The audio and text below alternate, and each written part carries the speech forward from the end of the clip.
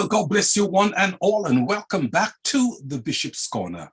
I'll be your host tonight. My name is Bishop Dr. Herbert N. Scott, the Chief Prelate of the Liberty Hall Cathedral of Praise. I just want to welcome one and all to the Bishop's Corner. We have a very special topic tonight that we are dealing with: protect and empower. Protecting you, your family, and your business. Oh yes, we are speaking about identity theft. We want to thank God also for Philip Reed, who is affectionately known as Dr. Phil. He is the owner of PNBG. Dr. Phil, thank you very much. And we also want to thank God tonight for the panel that we do have. We thank God for the Reverend Dr. Heather Francis that is with us tonight. Make her feel welcome. Thank you, woman of God, for weighing in. Next, we want to thank God also for Apostle Lucien Rojas. Man of God, always a pleasure indeed. Next, we'll be going up north. Bishop Dr. Neville Wolliston is in the house tonight. Always a pleasure, man of God. Thank you much. Next, we are back at Brooklyn. We thank God for Pastor Richard McKenzie Jr. Amen. God bless you, man of God. We are especially blessed tonight to have with us Oscar Cappell. And Oscar is a Legalshield associate. We will be indeed hearing from him shortly. But at this time, we'll be presenting or showing a presentation which we're going to ask you to pay special attention to. Dr. Phil, it's in your hands.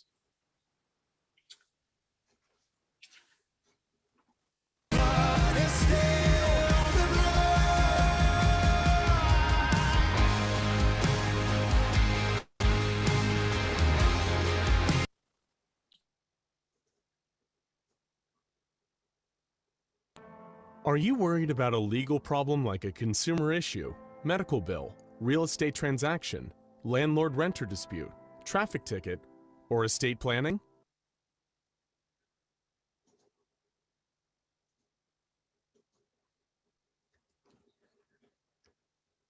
Or is the loss of your privacy, data, and potential identity theft concerning?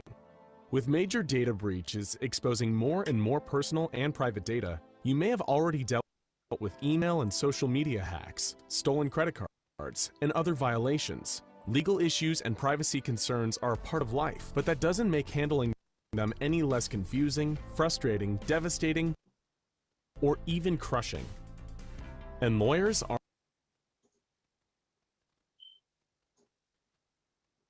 expensive. There's a better way. Legalshield gives you advice and counsel from reputable lawyers near you. Our caring and dedicated law firms can help you with a wide range of legal matters, all for less than $1 a day. Protecting and empowering you with a law firm in the palm of your hand, the Legalshield Mobile App can help you begin preparing your will. Take pictures of a traffic ticket and securely submit it directly to your law firm. Access free legal forms and speak to a lawyer with just the press of a button. You can also upload a contract or document for legal review. Contact your law firm to have a phone call or letter made on your behalf. Or call 24/7, 365 in an emergency. Need fast answers to common legal questions? Chat with our legal bot Aaron anytime. And with ID Shield, we can also help you monitor your most important data. We protect your identity from every angle by watching your credit reports,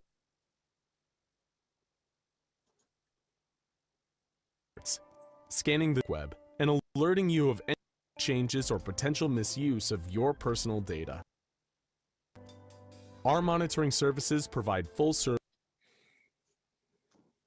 support, alerting you if any discrepancies in your personal data are found, notifying you if your info is used in applications, warning you of any privacy concerns with your social media accounts, and informing you if a sex offender moves into your neighborhood. If your identity is stolen, our investigators are dedicated to restoring it to its pre-theft status by working with you one-on-one, doing whatever it takes for as long as it takes to restore your identity with our unlimited service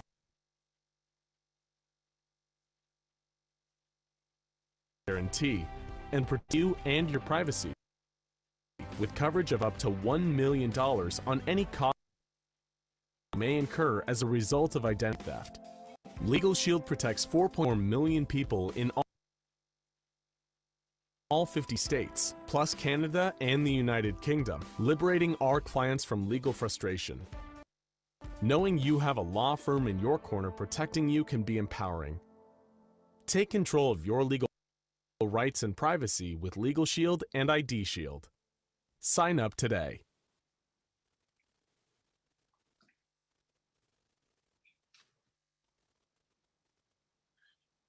Okay, thank you very, very much, Dr. Phil. Okay, we do have Oscar Cappell that's on, and he is a Legalshield associate. Now, before we should ask him or bombard him with a tremendous amount of questions, we're going to ask him at this time just to come and tell us a little about himself. Oscar, it's in your hands. Thank you so much. First, I want to thank you guys for inviting me to your show. I've learned so much in the past. Apostle Rojas and his buddy William teaching us about investing, Lori talking about how to gain wealth, and now I'm doing my little part to see what I can do to bring information to your audience. So I'm used to being on with Dr. Phil on his show and interviewing people, but now the camera is turned on me, so let's see how I do. So my name is Oscar Cappell. I was born in Argentina, grew up in the Bronx. Spent some time in Brooklyn, Pastor McKenzie. Moved to Costa Rica for a while, came back here. Unfortunately, I lost my job through a bankruptcy. It wasn't my fault, but I like to say I lost the job and I found a calling because I was able to become a certified identity theft risk management specialist through some study.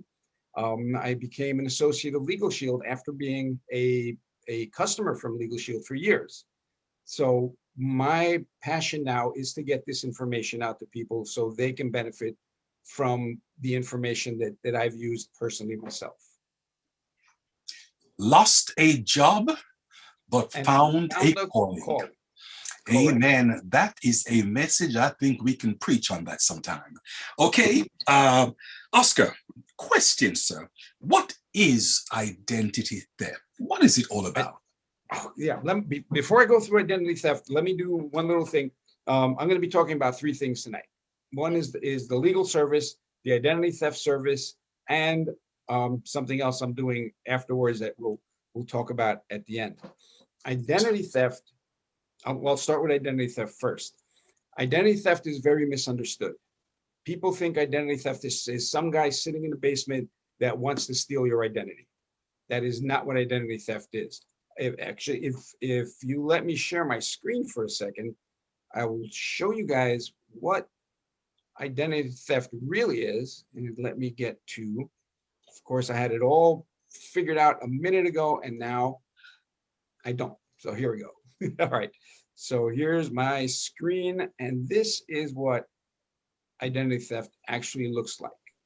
This is a live video feed of what cybersecurity looks like around the world right now. Every one of those lines is some sort of cybersecurity problems going on.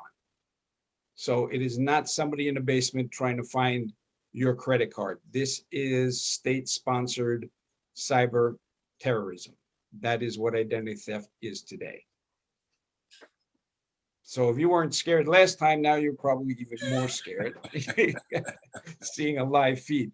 So the best way I can describe identity theft is it's not theft, it's copying.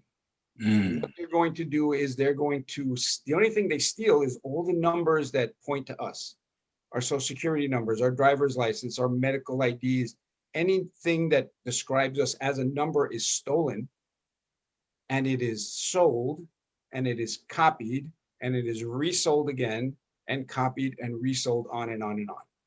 So to give you an idea of how bad it is now, in a few years ago, we had the data breach from Equifax. It was 147 million records that were stolen. That's pretty much half of the population of this country, 300 million people. That was a few years ago. And they said, because of that breach, every American is going to be looking over their shoulder for the rest of their lives. This is the worst thing that ever happened. That's 147 million records. Mm. Last year, there were 37 billion records with a B stolen. Mm. So if you had to look over your shoulder for the rest of your life, now you have to look over your shoulder for the next 3 or 4 lives, because it is just that bad. Mm. So that is the problem with identity theft. The other thing that people don't realize is they think identity theft is just the numbers, just financial numbers. If you look at these Johnny-come-lately people that are advertising on TV, we will monitor your bank account, your credit cards, your mortgage. All of that is money. That is 17% of what identity theft is today. The rest is social media. It's hijacking phones. It is passports. Children that are born and given a social security number, they already know that number exists. So as soon as that number hits the market, they say, we got a new customer. We can start using that social security number, open bank accounts, buy houses, sell houses, whatever you want to do. And who's going to find that number until they start applying for college? They're 18 years old. Now they go to apply for college.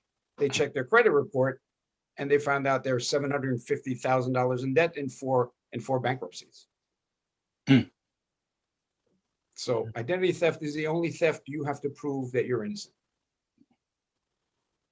Okay, thank you, Oscar. Question, sir. Who has access to our information, and normally what do they do with it? People that have access to our information right now, let's say medical office has access to our information. Mm-hmm. They make a copy of the paper that you sign when you go to the office for the first time. That goes into the copier. That copier gets sent back after it's on lease. That copier gets bought by somebody, and there's 2 terabytes of information in that actual hard drive that should have been erased, but it isn't. 99% of the times they don't erase it. So all that information is now able to be sold. That's one. Second is everything that's in the cloud. They're not attacking mom and pop. They're not attacking us personally. It takes too much time. You attack the cloud, you get 1 billion records at one time. Now you're selling those records and you're copying, you're selling again. Social security numbers are sold many times. There are people that need to work, don't have a valid social security number, so they sell those social security numbers. Unfortunately, if they're working as a 1099, they're not paying taxes till the end of the year. And when you file your taxes, now you owe the taxes for that person. Dangerous, honestly. Oscar, what are the dangers of identity theft? The dangers you see? The biggest danger is your health. That is the biggest one. Let's take a medical identity theft problem, right? Bishop Scott, I have diabetes and I buy your medical insurance card number. I go to the doctor, I get treated for diabetes. Now, our records are merged. So now, next time you go to the doctor, they say, oh, Bishop Scott has diabetes. He doesn't look well. He's probably low on insulin, so we'll give him an insulin shot. And that would kill the person. That's one problem. Second problem, driver's license, very common. Someone gets a driver's license with your name, their picture. Now they run a red light. They get stopped by the police. They get a desk appearance ticket. They don't show up to court. Who are the police going to look for? Not that picture, the name that is on that driver's license. My name on the driver's license, but I have to prove, no, that wasn't me. Well, of course it's you. We have your driver's license and it says this is your address. So you need to show up to court. So there's a man named Guzman. I don't know his first name. I can't remember. He was arrested twice, 2 years apart. It took a week for the first time for them to prove it wasn't him, because unlike TV programs, they don't solve a problem in a half hour. It has to go through the system. So he spent a week in jail. 2 years later, spent another 2 weeks in jail because his name came up again with a driver's license problem. You can have your children taken away because someone who's using your identity is involved in drugs or human trafficking or whatever. It comes back to us. So people have had their children taken away because everything pointed to them being involved in drugs. Mm. So that is the danger of identity theft, real identity theft. So then, Oscar, let me ask you this last question. How do we then protect ourselves, and why do we need legal shields? Okay, so right now we're talking about ID Shield, which is separate. So we're going to talk about Legal Shield in a minute. How do we protect ourselves? When I started doing this, I would say to people, you need to do this, this, and this to really protect your identity. This is way back in the stealing 147 million records time. Mm. There are still things you need to do. Actually, I'm going to put a Word document in the chat with links to pages that will show you what to look out for, what you need to do, what to do if you have to fix it yourself. All of that is going to be in a Word document to make it easy for everybody. But here's the problem. Everybody now needs to have their identity and their family's identity, which is what we call our digital DNA, all the numbers that point to us. We need to have that monitored. There are 100 companies out there that are doing the monitoring. There's only one, which is ID Shield, that has licensed private investigators to do the repair. So the way I explain it is, if you have ADT protecting your house and there's a fire, ADT is going to call you and say, there's a fire in your house. We're going to send you information on how to put that fire out. That's not exactly what I want. I don't want that in the monitoring service to let me know there's a problem, but I have to fix it. And they'll assist me in fixing the problem. I need to know that my security says your house is on fire. We're going to send the fire department immediately. Then we're going to send the contractors. Then we're going to send the painters. So when you get back home, your house looks exactly like it did before the fire started. So the motto from ID Shield is, we will do whatever it takes, as long as it takes, to restore you to pre-theft status. And that is the pledge that they make. Okay, sounds good. I'm sure that we all have a tremendous amount of questions to ask Oscar. So this time we'll be asking the Reverend Dr. Heather Francis to weigh in, and then after her, you can weigh in accordingly. Thank you much. Well, good evening, everyone. God bless you, Bishop. It is so awesome to be back on the Bishop's Corner this week. Greetings to my fellow guests on the panel. Also, our special guest, Oscar. It's so great to have you. And also, Dr. Phil, we love you. Great information tonight. It's really ironic that we're talking about this tonight, because I just want to share what happened to me for the first time in my life. Last week, I had a Best Buy credit card that was actually sitting in my inbox, and it had been sitting there for about, 6 weeks, 8 weeks. It's been there for a while. I never opened the credit card. And my son's birthday was coming up. I wanted to make a purchase for a computer that he needed for his program at school and his production class. And I said, okay, let's just go ahead and break it open, activate it, and use it.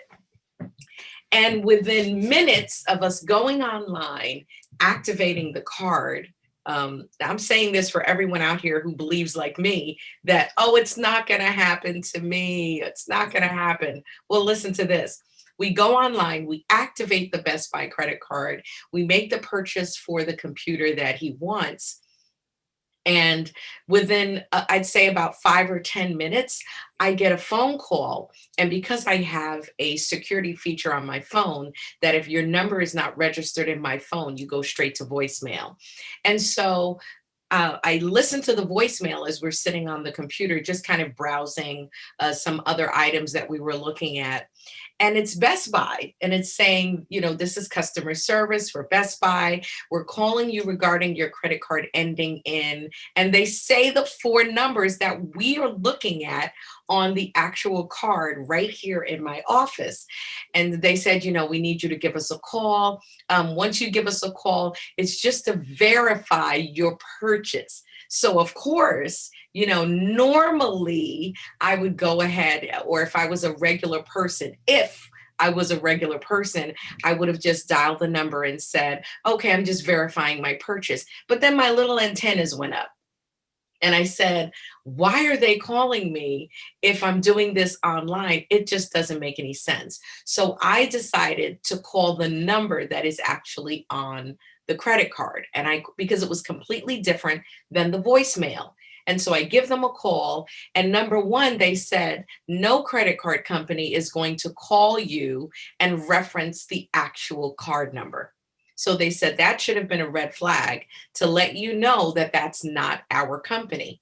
But then they said, let me put you through to our banking system, which is Capital One. They actually hold the financing for Best Buy. Let's verify that it wasn't them. So they put me over to the banking part of their corporation. And I was on the phone, long story short, Oscar, I was on the phone for about 2 hours between managers and customer service for Best Buy and managers with Capital One. And long story short, I'm having them listen to this voicemail. And it was a voice, the accent sounded like it was from somewhere in India or one of those type of countries. And they said, first of all, Miss Francis, we would never reference the card number. And so what they did was they put a third-party verification on my card so that the card cannot be used unless I actually go to the actual store. Well, that's a great inconvenience now, because if I ever want to use the card again, I can't use it online. I physically have to go to the store so that they can see my driver's license with another form of ID to verify that it's me. And so I'm one of those people, honestly, I'm going to tell you, I never thought, number one, that something like that would happen to me, because it's never happened to me before. So I never really thought that a service like this would come in handy for me. But I know that's just one aspect of identity theft. And so in my case, what could this company have done to protect me?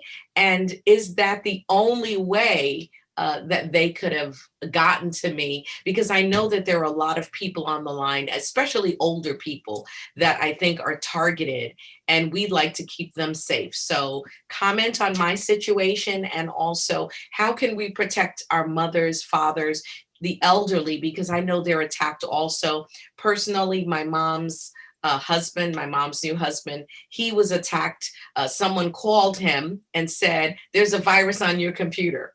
And so my first response was, how do they know there's a virus on your computer? And so they target these innocent older people and they get money out of them. And basically now they have your information, because now, number one, they have your IP address.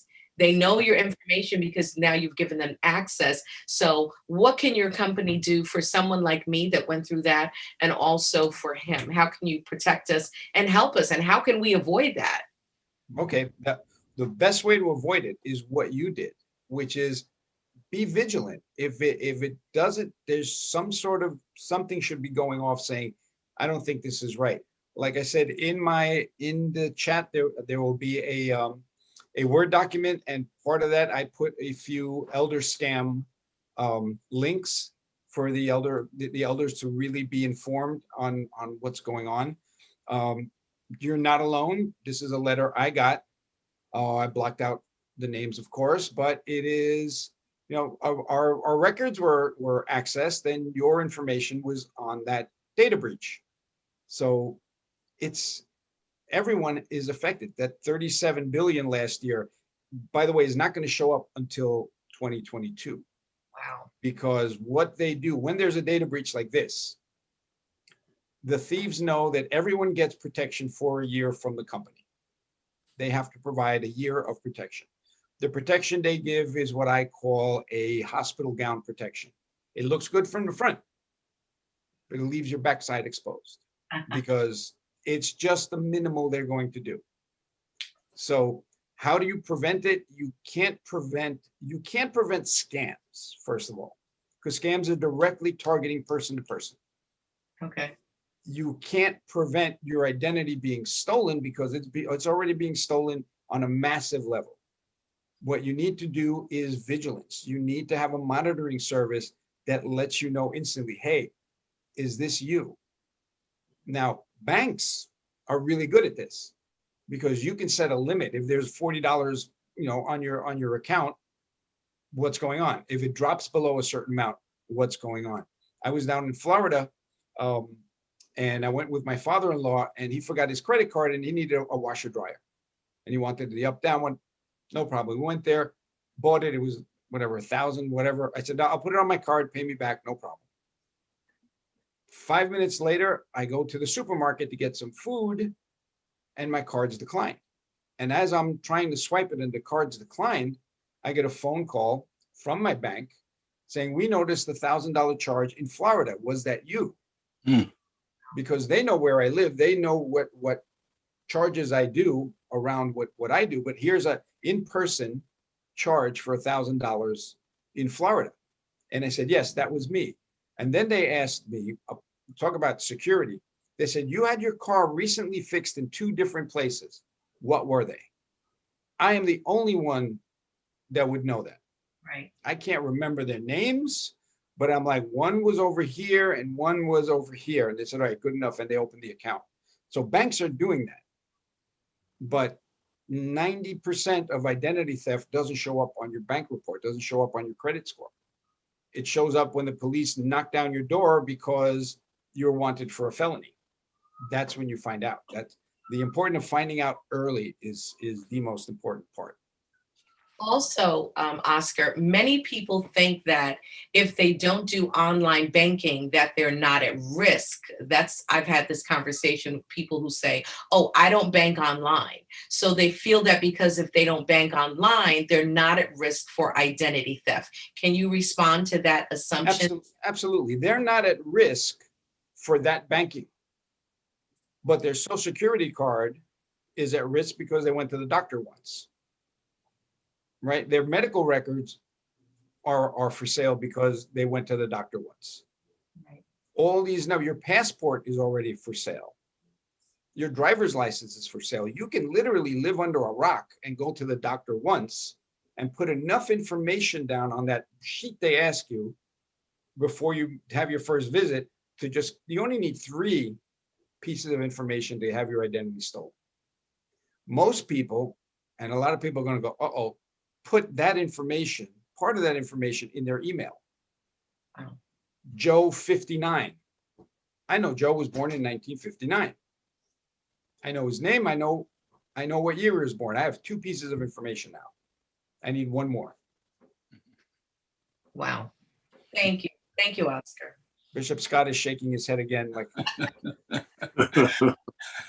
Questions, folks, questions. Oscar, thank you so much for coming on. This is really eye-opening, scary at the same time. Mm-hmm. I have a couple of questions, and I have maybe also a question for the senior bishop. I'll ask him first. What we've heard, Bishop, and what Oscar has presented to us, will you say this kind of protection, if you will, is incumbent on us as being good stewards from the point of view that God has entrusted us, let's say, with good credit or whatever resources? And, because sometimes we think our only protection is spiritual and from, and so forth. Would you say this is part of being a good steward of actually protecting what God has blessed us with? Well, man of God, definitely I would say yes to that. If we look in the scriptures and you see the thing is like with me, I like to sometimes spiritualize things. This identity theft, it really began in Genesis chapter 27 when it was, who was it? Jacob tried to be Esau and so on. You know what I mean? And the people have really picked up on that and so forth. And I believe that God has given us much. And it's up to us really to protect what we have, and not just to protect it, but also to expand on it by investing. Now, the thing is, like, it's one thing to hold onto it, another thing to invest it. So yes, we have to protect it in order that we can definitely invest it. And we thank God that the apostle Lucien Rojas is on, and he knows all about investing. Okay, so man of God, certainly, yes, sir. Yeah, the reason why I asked that, Bishop, because, you know, someone can look on this program and say, oh, it's worldly, it's money, it's not spiritual.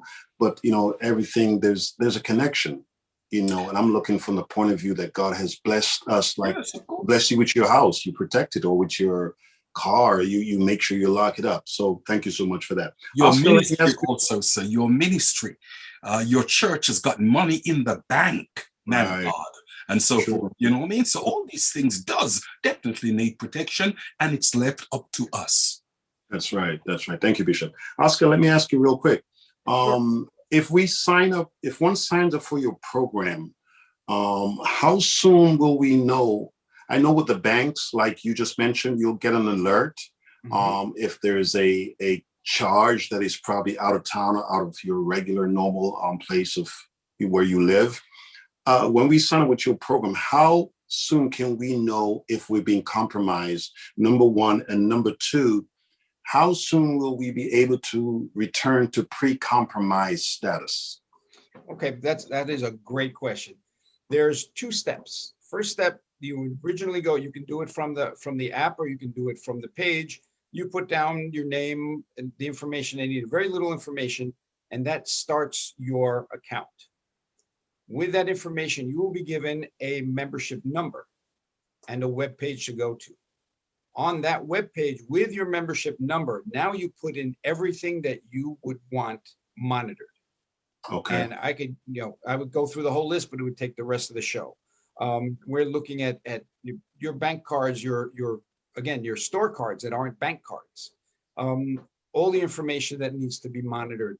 The other thing is, which is really important, that they're becoming proactive.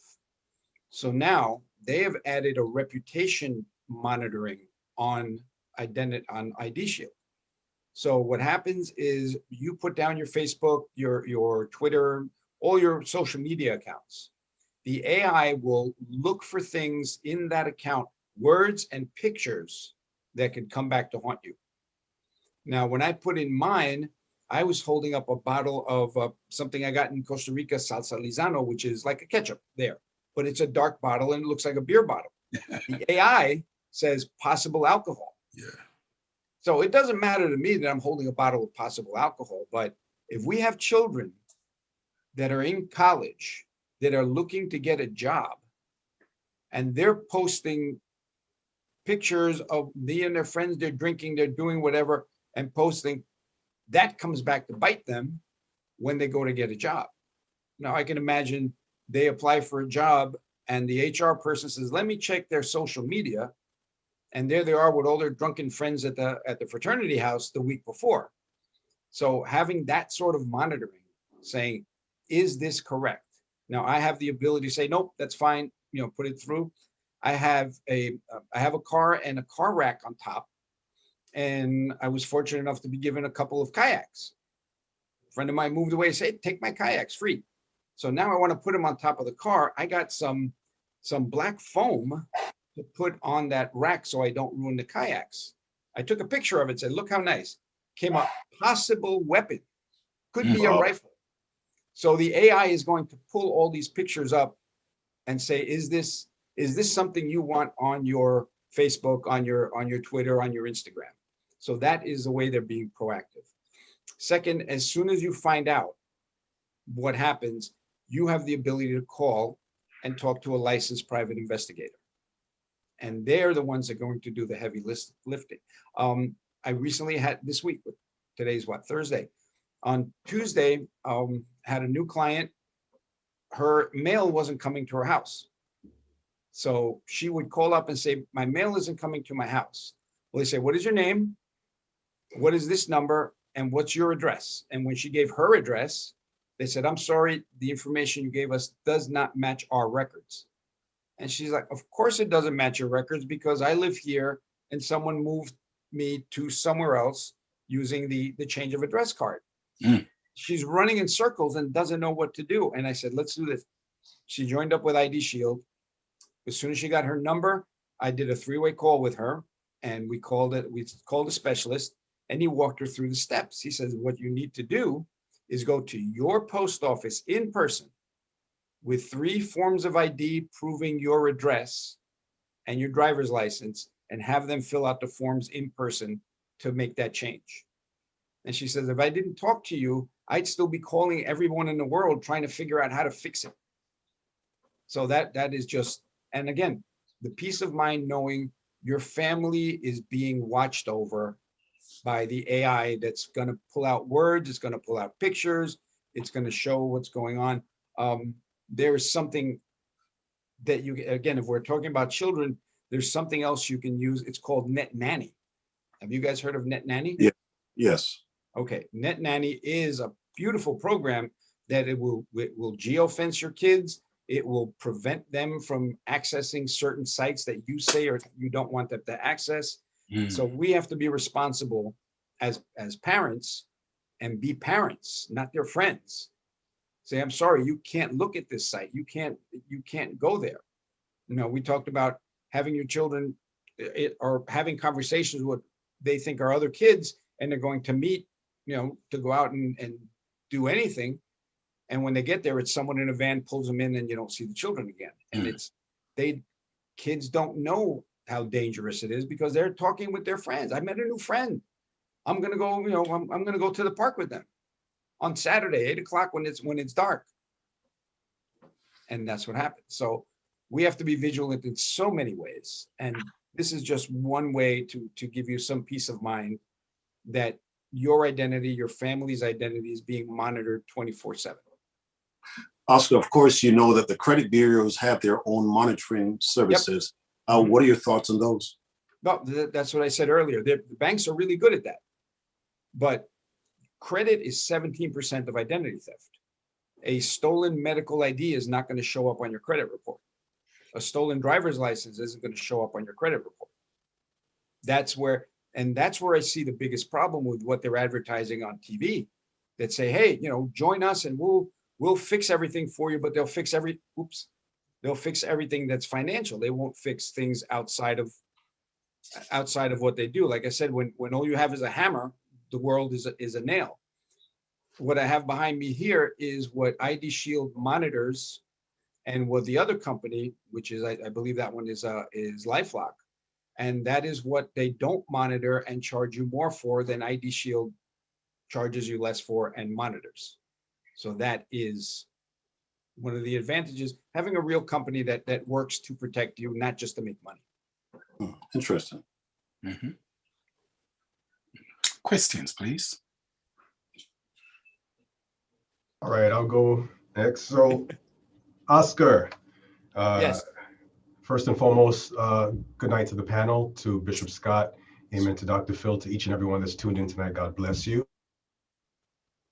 God bless you. Thank you so much. ID Shield. All right, so there are other companies, Identity Guard, Norton, Xander, IdentityTheft.com, Identity Force, My Clean ID, Panda, and then you just mentioned the very popular LifeLock. Yes. Now, you just gave us a very small snippet of LifeLock and ID Shield. But this is just one question. I have another one as well. But what really does separate you guys from all of these other companies? Me, let's say for me, I'm a new consumer. I don't know anything about this. So what separates you guys? Forbes called it the best of 2021. And what separates ID Shield from everyone else, and anyone who wants to get monitoring, get it. I don't care if you get it from me, from somebody else, you want to put anything, just ask 2 questions.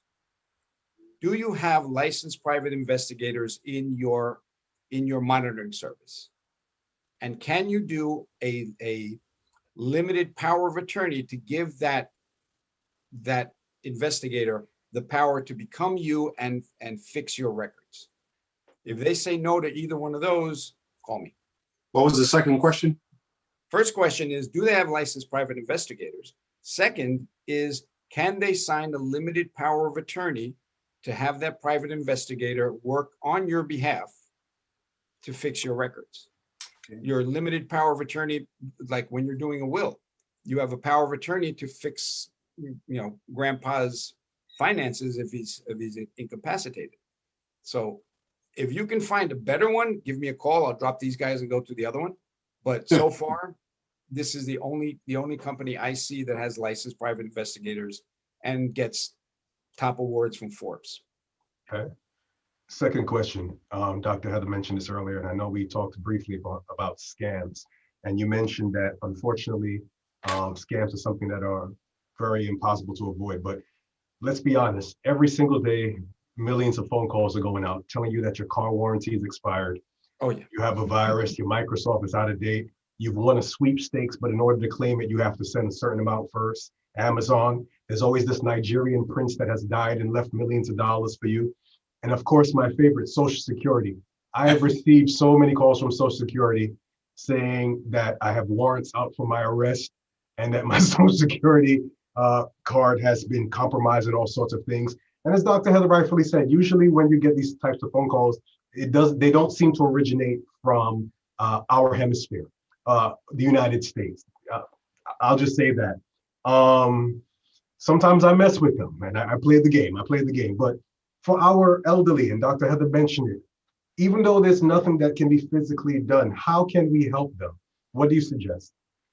Right there in the chat are the links to what I put together today. I put an Elder Scam 1 and an Elder Scam 2 links.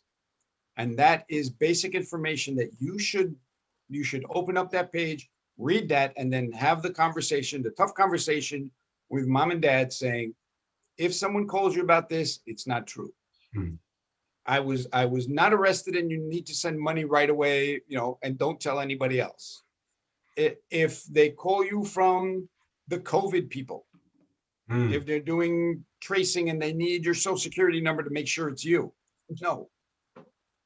All that information, that's what I put those links together.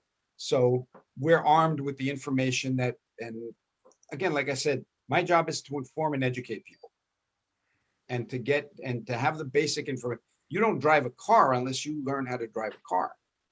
You don't just get in a car and drive. And what's going on right now with identity theft is people are getting into a car and driving because they have no idea what to look for, what the rules are. This is too new. Nobody has that information like, oh yeah, don't cross against a red light. You already know that because you were taught. Mm-hmm. This is brand new and it's I can't say it's out of control, but it is not getting better. Let's put it that way. Now let me switch one thing over now, because I have a couple of things I want to talk about, and the other one is Legalshield, the actual Legalshield, which is the basis of the program. Legalshield is important. What it does is it gives ordinary people access to the legal service, something we've been priced out of. So a lot of people say to me, I never use a lawyer. I don't think I need Legalshield. Here's what I say to them. You use the lawyer, but just not your lawyer. If you bought a cell phone, you signed a contract. That contract was written by a lawyer, not our lawyer. If you bought a car, you use the lawyer, but you use their lawyer. So it's important to have your own lawyer look over contracts that you sign every other day. We're signing every time you click accept. That's a legal contract. And it usually goes on for 6 pages. And then you go, yeah, accept. I print it out. I send it to the law firm. I'll give you one quick example. A man bought a car, I think it was like $30,000-$40,000. And he said, before I signed, you've seen the car contracts that are about that long. The letters are about this big. Mm-hmm. And he said, well, before I signed it, everything looks good. Before I signed it, give me the contract. I'm taking it home. Sent it that night to the law firm. Again, Legalshield. The biggest difference with Legalshield is they contract one law firm per state. A lot of laws are state specific, especially when you're doing your wills. So he sent that to his law firm. Next day, he gets a call from the lawyer says, I reviewed the contract. Tell them to take off the dealer prep. Anybody here paid dealer prep when they bought a car? Yeah. Yeah. Okay. Oh, you're going to hate me after I tell you this. Oh, don't say it, please. It's too late for me. So he called the company up and said, I'll take the car, but you got to take the $250 dealer prep off. The salesman said, no problem. It's off. No argument, nothing. He calls the lawyer back after he says, thank you very much. They took dealer prep off and they didn't want to say, oh, well, how about $100? Nothing. He said, why did they take dealer prep off without an argument? It says dealer prep is they wash the car, bring it around to the front. So he would have financed $250 dealer prep every month for 36 months. Whoa. That's what happens when you use a lawyer that's not your lawyer. So we want to bring that legal power. Again, protect and empower is what we do. We want to empower the people that have been priced out of legal service. Imagine sending that contract to a lawyer. That's $300, $400, $600 for them to look at that contract. With Legalshield, one tap of the app, and you're talking to your lawyer. Now, with everything that's going on today, I won't get into specifics, but we know that things are not working out for us when we're stopped in a vehicle. And the problem with that is the police have power, we don't have power. And what we'd like to do is give the power back to the people. Imagine if you're in that situation, you just see the lights coming up behind, you grab your phone, you push that little emergency legal access, and by the time the police come up to the car, you have your lawyer on the phone on hands-free. So now it's not you and the police officer having a conversation. It's you, the police officer, and your lawyer from your law firm having the conversation. And that power you can give to everyone you know. And that's what we've been priced out of, because Supreme Court says equal justice under law, but it's as much justice as we can afford. That has been the biggest problem. And what Legalshield has done is use the crowdfunding that other companies have used to bring things and make it affordable. The best way to describe what they're doing is, what's the best way to describe it? Netflix versus Blockbuster. Our lawyer is your Blockbuster. You pay by the hour, you watch your video, you bring it back. Netflix says, hey, pay us a set amount, watch that movie, watch it 100 times, never bring it back. Watch 100 movies, watch as much as you want. It's one price. So that group buying power allows us to tap into the app and have the law firm answer questions for us. It's great when a lawyer says, how can I help you, not how can I bill you? And I've used it countless times. I've used it enough to pay for the service for the next 10 years. So it's there. I'm going to show you one quick thing. I had my car fixed by Toyota. 2 years later, it was a brake caliper went bad. So I went to Toyota. I said, listen, the part you fixed is bad. And they said, no problem. Give us $497 and we'll change it. And I said, wait, I just got this changed. And they said, oh, no. You got it changed 2 years ago. You see here on the wall, it says 1 year parts and labor. So if we would have fixed it within that year, it's covered. Now it's not covered. Plus you're 30,000 miles over the limit. I left, but went home, got on my phone, tapped the app, called my law firm. The lawyer called me back and I said, I got a problem. I got my car fixed 2 years ago. It's out of warranty. The part went bad again and there's nothing I can do. And he said, what do you mean there's nothing you can do? So, do you have the repair records for the 2 years? I said, every one of them is here. He sent what I call a motivational letter to Toyota. This is Toyota. Again, it's Little Oscar versus Toyota. The manager who told me, there's a door, don't let it hit you on the way out, calls me up, Mr. Cappell, we're really sorry for the misunderstanding. We're going to give you the whole $500 back, so tell your lawyers to go away. That power to say, it's me against Toyota, I lose. It's me and a law firm against Toyota, they're going to talk to me. And that's just one incident. That's $500 there, $790 from Con Ed because we had a little misunderstanding again with Con Ed.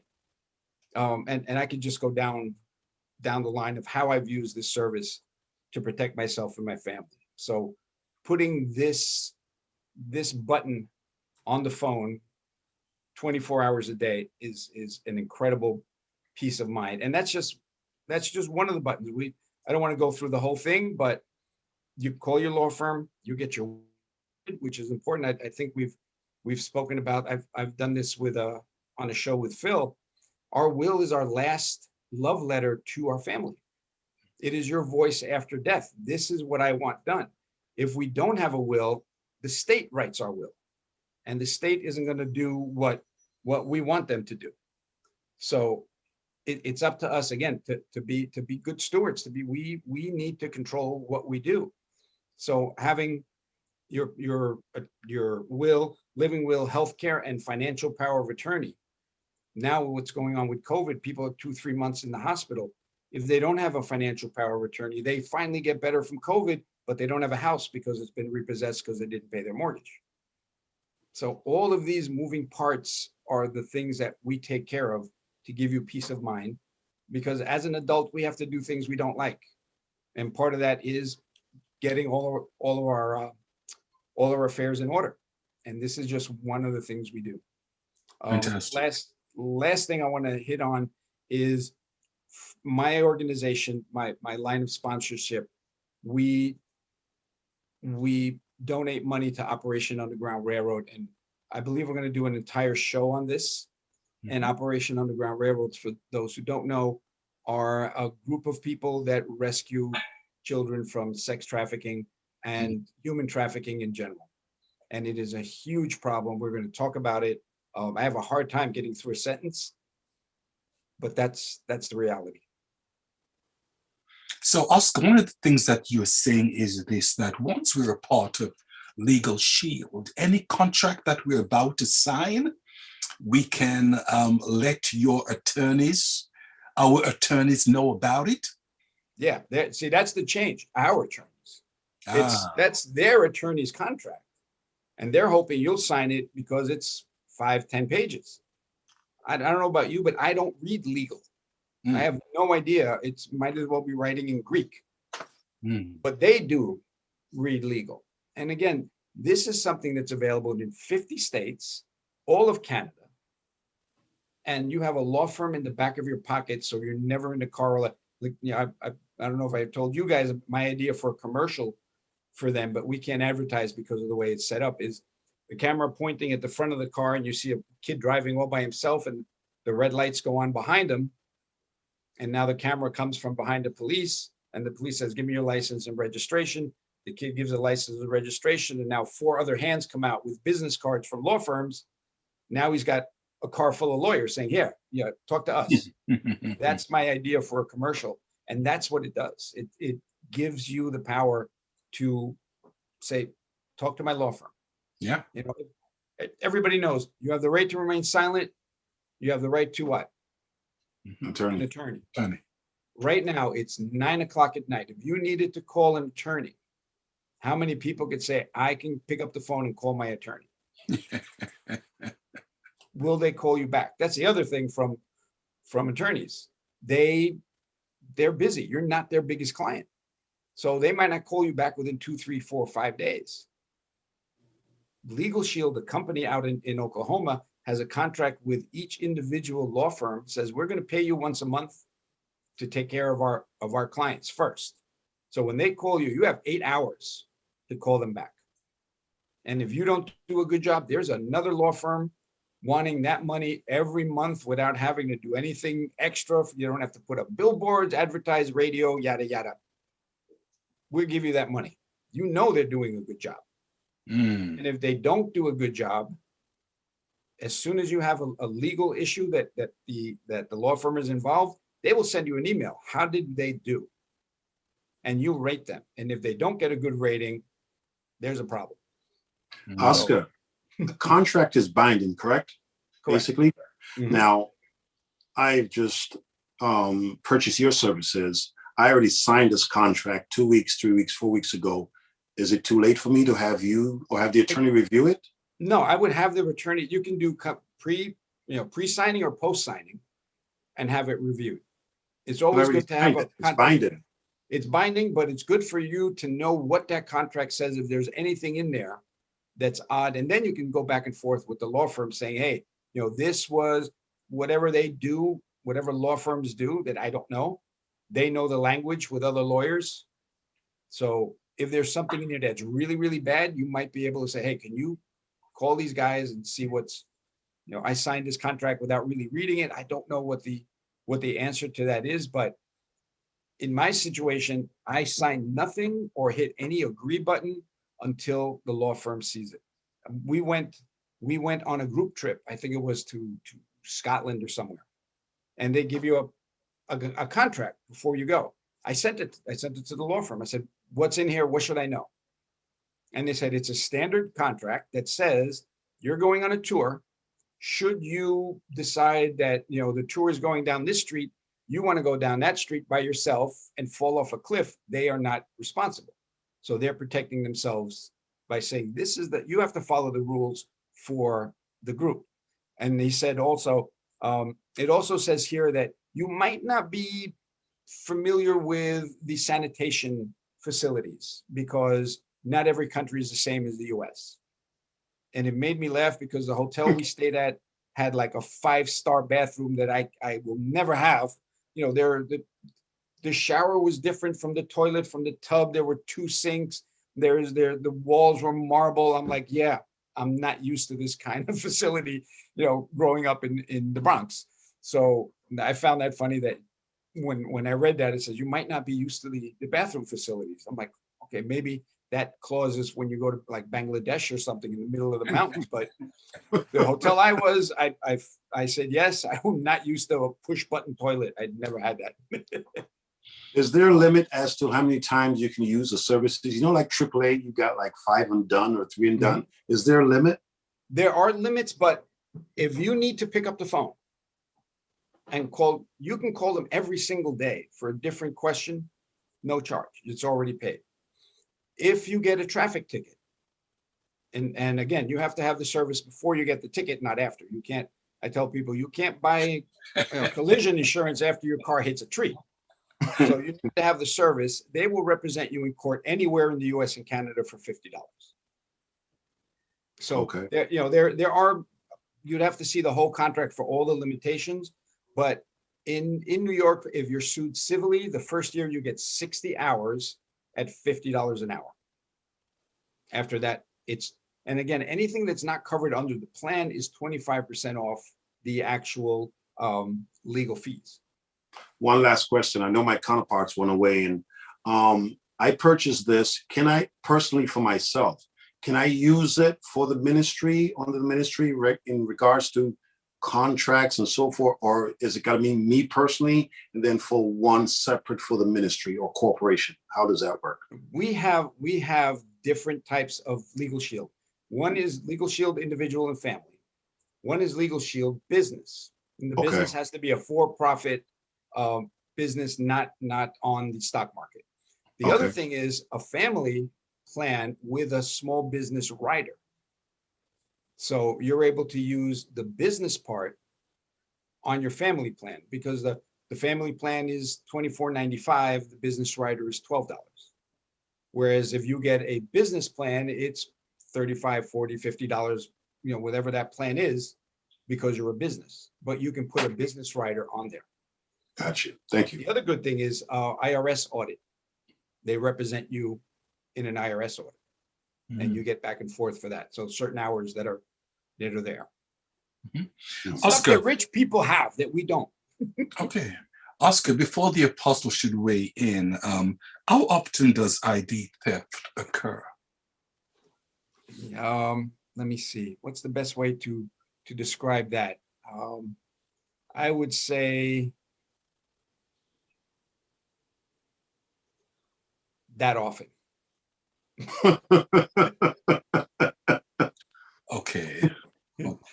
So in other words, you're saying as we are speaking right now, it's occurring. That is a live feed from these guys at Kaspersky.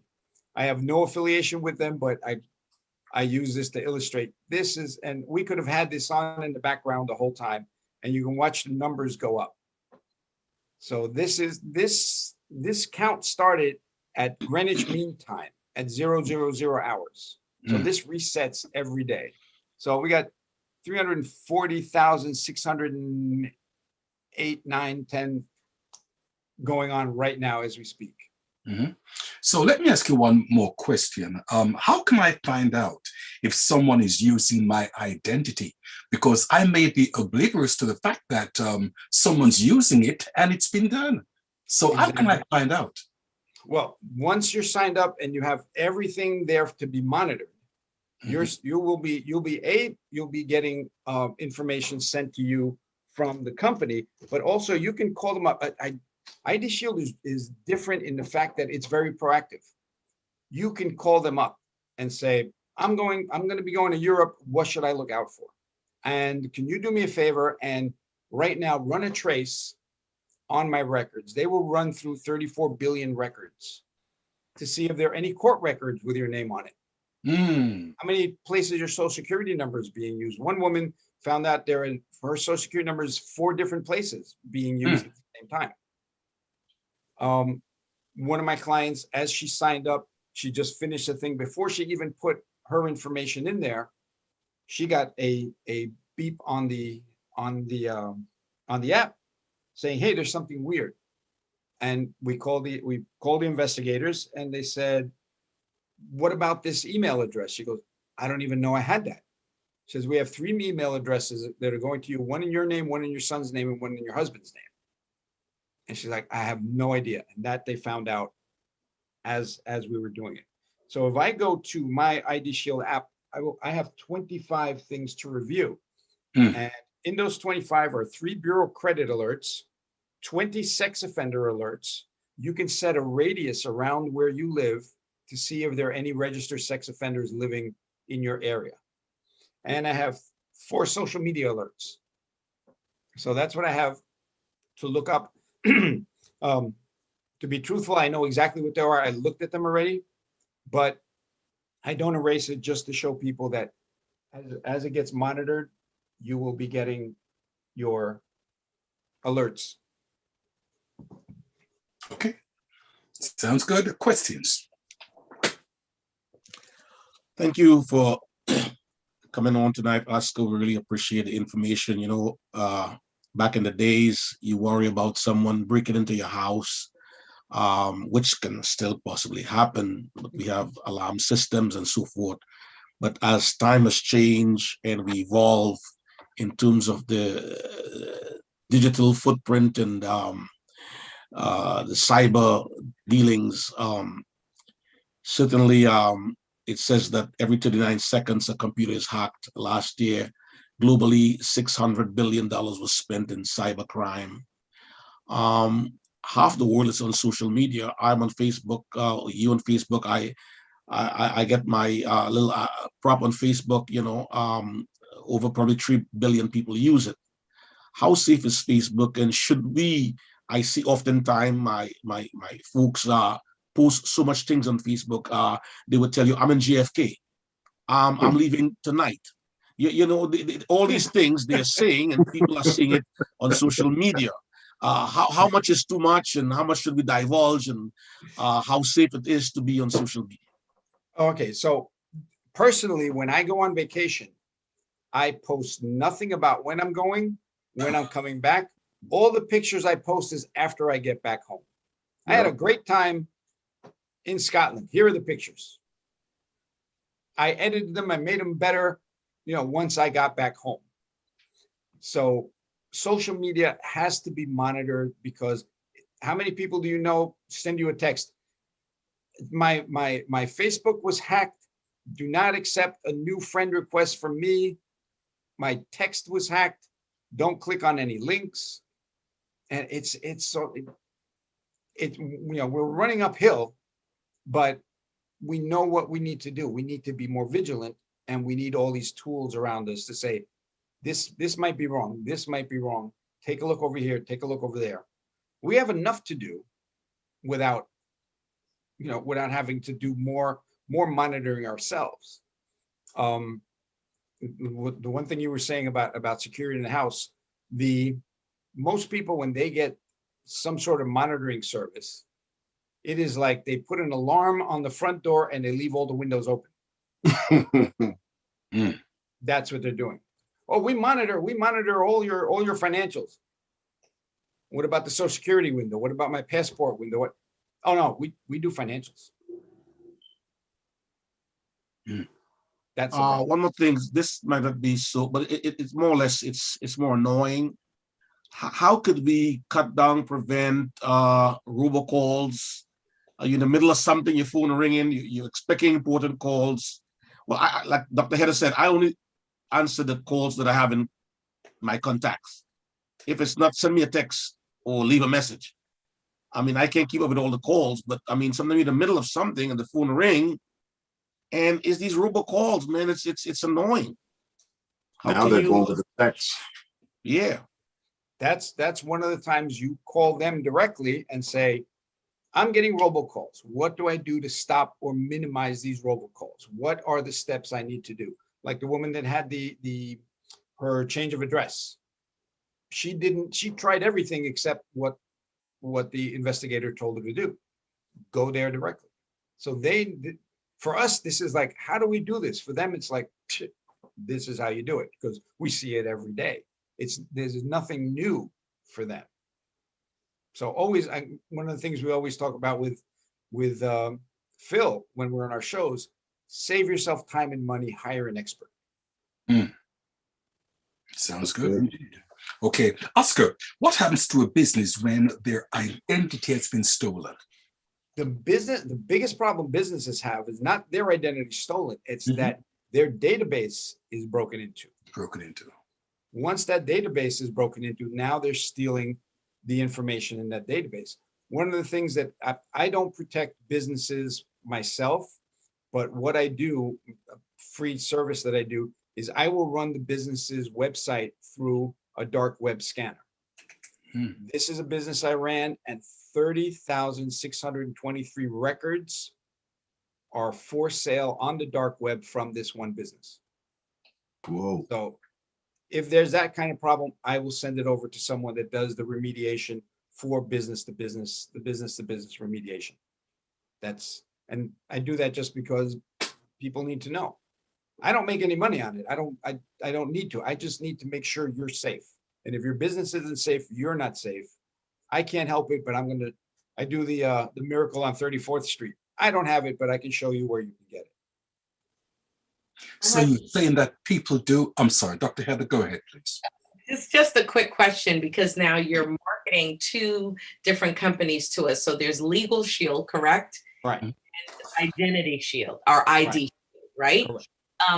Is there, for a better term, I would say, is there a marriage between the two companies so that as you market it, you can say to, let's say, the Bishop's Corner or anyone that's listening, if you take both subscriptions, there's an advantage or a discount? Because let's face it, when you're paying Netflix and you're paying, life insurance and everything else that you have to pay monthly, based on the information that we're learning tonight, seems that ID Shield and Legalshield is something that everyone would need. But we all live on a budget, and we're learning to live on a budget based on the education that we're learning on the Bishop's Corner, because we have to invest, we have to do so many different things. So is there a marriage between both companies? And what's the discount, if any, so that we can take advantage of both companies for this advertising or marketing that's being done tonight? I will answer that in first of all, I'll give you a little history. Legalshield has been around since the 70s. That's they've been there protecting individuals and families and businesses since the 70s. ID Shield was actually started by a company called Kroll International. They are a big company that do cybersecurity. So they had the licensed private investigators. Kroll went to Legalshield and said, we need to do a partnership because 70% of our identity theft victims end up with a legal problem, and you guys can handle the legal. So let's do it. So they did a partnership. But a couple of years ago, Kroll decided they were going to drop the individuals and work solely on the business side. So Legalshield says, which one of you guys want to work for us? So they hired their own licensed private investigators. Now everything is in-house, but that is still being done. The ID Shield is still being done with licensed private investigators. Now they're internal ones. So they didn't outsource it. The other thing is, how much do you think this service actually costs? I mean, if I would have told, if you were to walk into your lawyer's office and say, this is what I want you to do. I want you to pick up the phone every day I call you, answer back within an hour, within 8 hours. I want you to look over contracts. I want you to do all these things for me. Oh, and if I get a speeding ticket in the middle of the night, I want you to pick up the phone when I call you at 2 a.m. And I want you to do all that. How much are you going to charge me if you were my lawyer? All right. Now we're talking about Netflix and that group buying. So you're looking at the legal for $24.95. You're looking at ID Shield for about the same. So for basically $2 a day, you're protecting the entire family. That's the most you will pay. Because now I can do one of those, but wait things. Let me show you how to bring that price down, because these guys are big. They've been around for a long time. And they're able to cut a deal with many businesses and bring in something called member perks. Member perks is you get money off for things you already buy. So now you're able to save yourself a couple of dollars here and there.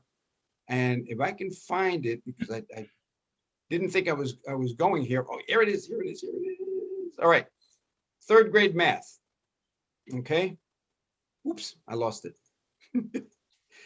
3rd grade math we're going to do right now. If somebody wants to ask me a question while I look for this. There we go. 3rd grade math. It cost me $25 for Legalshield. I'm using 8% off of my phone. We're not hearing you, Oscar. Can you hear me now? Yeah. Yep. Okay, I got a really tight microphone. So I'm getting $32 back every month because I use member perks. All right, 3rd grade math. I pay $25 to protect the family. I get $32 back. How much is it costing me? Wow. You have 7 So minutes. where do you get the $32 from? That's the discount I get from Verizon. Okay. I have a Verizon family plan. So what member perks does with Verizon is you get employee discount from Verizon. Hmm. So now I'm getting paid to protect the family. It doesn't get better than that. Oscar, I don't mean to be objective or in any way, shape, or form. But most of the time, the advertisement is really better than the product. And sometimes the pitch, the presentation is always better than the actual product. I mean, I've been around the block for a long Wait, time. you're saying I did a good presentation? Yeah, you did. Now, Like, this thing about getting a lawyer 2 o'clock in the morning, is that for real? If the cops stop you, let's be real here. You want to try it? I call that button my Oprah button, because I know Oprah can call her lawyer at 2 o'clock in the morning. Yes, sir. But yes, that is a real button, 24-hour emergency access at 2 in the morning. And here's our law firm in New York is Feldman, Kramer, and Monaco. They're out in Long Island. And we, before COVID, they would invite the associates to their law office to meet the lawyers, to see what's going on, to see their real people, how it works. And Bill Monaco, one of the lawyers, says, when you hit that button at 2 in the morning, the call goes to the executive secretary. Says, and then she calls me. He's like, that person that's annoying you at 2 in the morning is going to have a bad time when you call me at 2 in the morning. So as nasty as lawyers are, they're even nastier at 2 o'clock in the morning. and they're Oh, on so your. a whole lot of people not sleeping, huh? Well, listen, this is basically, Legal Shield says, this is the terms. We will pay you every month a bunch of money, but you have to, take care of our clients. If you don't want to, we'll just give that money to somebody else. But that is the deal. So there's probably a rotating Shift. number of who gets to pick up the phone at 2:00 in the morning, but someone has to pick up that phone at 2 in the morning. Thank you, because I wanted some clarity on that too, because you had said that, the contract says they have 8 hours to get back to you at one point. Now, if I'm pulled over and I press that button, I ain't got 8 hours. No, he ain't got 8 hours. When it's an emergency button, it's an emergency. There's a difference. There's no emergency when you get a contract. It's like, Okay. Right. But 2 in the morning. Okay, go ahead. Go ahead. At 2 in the morning, it's an emergency. You need to pick up the phone. Well, I was going to say that in today's day and age with driving while Black, that seems to be such an issue. And I know we haven't brought it up, but it is an issue. That's something that I would utilize even for my son, because now as a mother of a young Black man, it is an issue right now when you have a young man that's driving on the road. Let's say he's coming from classes or running to the supermarket on his way home, depending on the neighborhood that you live in. Where I live, unfortunately, driving while Black can be an issue. And so something like this could be a great asset to help our young men to stay safe. So that's why I love the question that Apostle Rojas asked, because it's a genuine concern for us. Absolutely. And again, it's leveling the playing field. What I've seen is the confrontation that takes place between a police officer and anyone in the car is, if you're getting stopped for driving while Black, you're already mad because it's a bogus stop. So you're mad. Right. And emotion creates emotion. Now there's going to be a conflict between you and the police. But if you have your lawyer on the phone, you're brought down a bit. It's like, now talk to my lawyer. Now you could be nice and friendly, and you don't have that conflict. Unfortunately, nothing from you.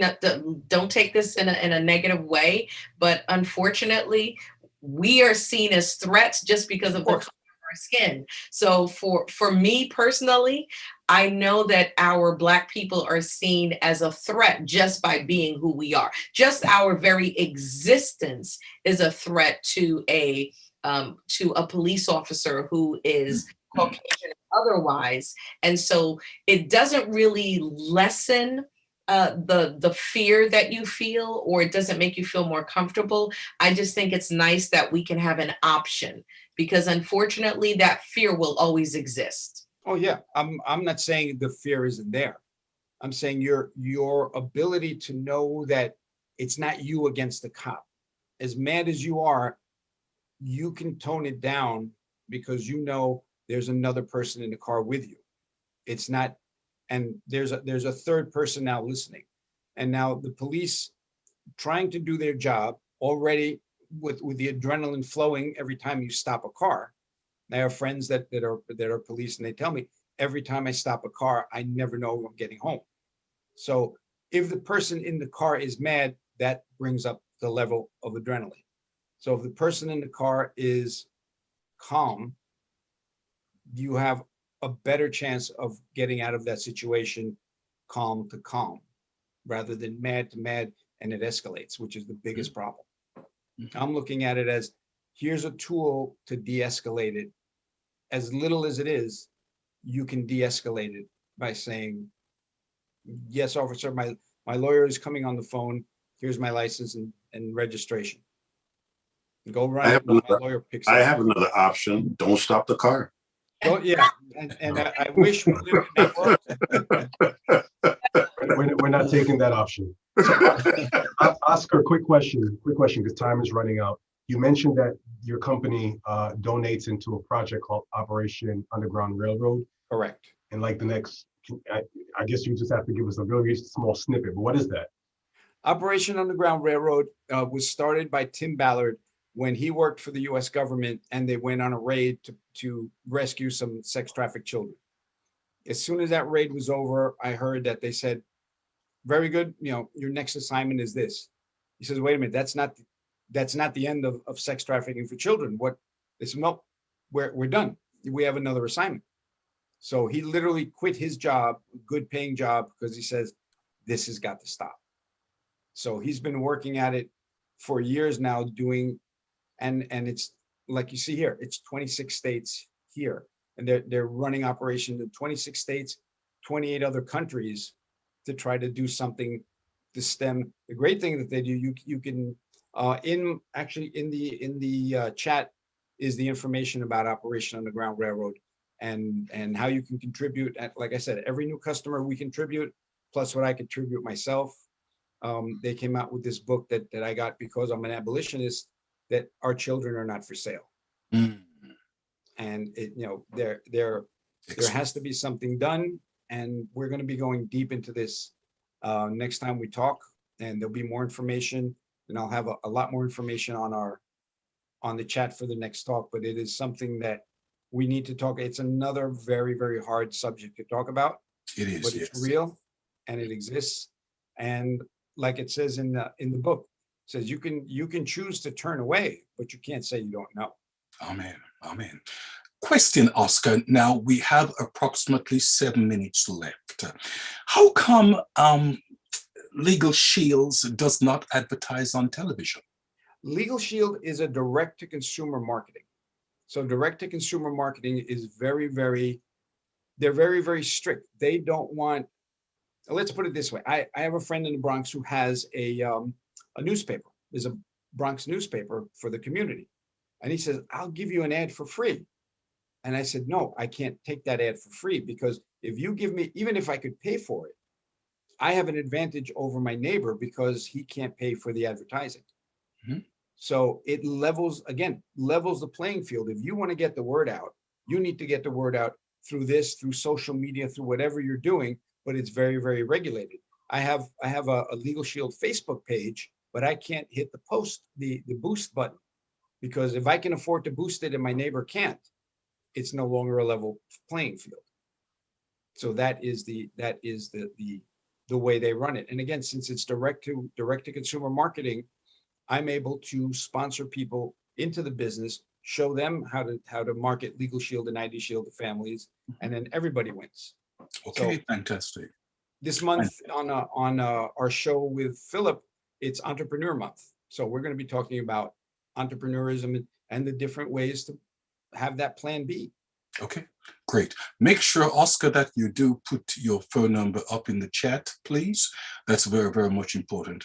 Okay, well, certainly we have said a lot and we have heard a lot.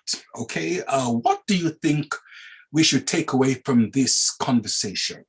Dr. Heather Francis? Okay. It takes years to build great credit and to build an awesome reputation, and your identity and your credit is your most valuable possession. Protect it. Protect it. Okay. Apostle? Yeah, I think this is very important that we discuss this this aspect in terms of cyber and with the way technology is going. This is very relevant. Again, I'm not saying you can't get mugged on the street, but you're more likely to get cyber attack. So I think, and again, I thank the Bishop's Corner and the platform for putting such awesome subjects and presentation. But this is really needed, and it's bringing awareness. I am certainly thankful. Okay. Bishop Neville Wolliston. Yeah, a necessary conversation needs to continue. Definitely, I do agree with you, sir. And Pastor Richard McKenzie. Tonight I got that we have a legal voice and it's not that expensive. So use it. Trust me, especially if you look like me, use it. Especially if we look like you, young and handsome, huh? Okay. Skin tone. Oscar, you've got 4 minutes. You, sir, you have said so much. You have opened up our understanding. What should we take away from what we've heard tonight? The biggest takeaway is the information that we can protect ourselves, we can protect our families, and we can do it on a budget and make it work. And just the ability, again, to level the legal playing field for everyone, to be able to say, I don't think I'm being treated correctly. I need to call my lawyer and actually meet it and be able to do it. The other thing is having that will done. It's included in that $24 a month. $1,200 for a will to start. That's what I asked the lawyer. Get that will, protect yourself. And Apostle Lucien Rojas knows he just opened up an account with Robinhood. That should be in the will. That is a pass on death or a transfer on death. And if that new account isn't in the will, that's up to the state to give the money away to whoever they think should get it. The ability to not only have a will, but have it updated for free every year is fantastic. And if you have a lot of children, you can write one child out of your will a year. Say, you're not acting right this year. You're out of the will. I better stay alive to put you in next year. Oscar, thank you very, very much, sir, for weighing in. And certainly you are a wealth of knowledge. Okay, we just want to thank the panel tonight for coming on. Dr. Heather Francis, thank you very, very much. Apostle Lucien Rojas, yes, man of God, thank you much. Bishop Dr. Neville Wolliston, and Pastor Richard Mackenzie, and of course, the man himself, Oscar Cappell. Certainly, sir, it's a pleasure having you tonight on the Bishop's Corner, and I am certainly sure that this is not the last time we will indeed be seeing you. You are a wealth of knowledge, and we have determined that we are going to squeeze you until we get every drop of knowledge from out of you, young man. Okay, so thank you one and all for weighing in on the Bishop's Corner tonight. This is Bishop Dr. Herbert Scott, the Chief Prelate of the Liberty Hall Cathedral of Praise, saying thank you very, very much for weighing in. And by all means, we will see you on next week. Same time, same channel. See you then. Good night now. Bye-bye.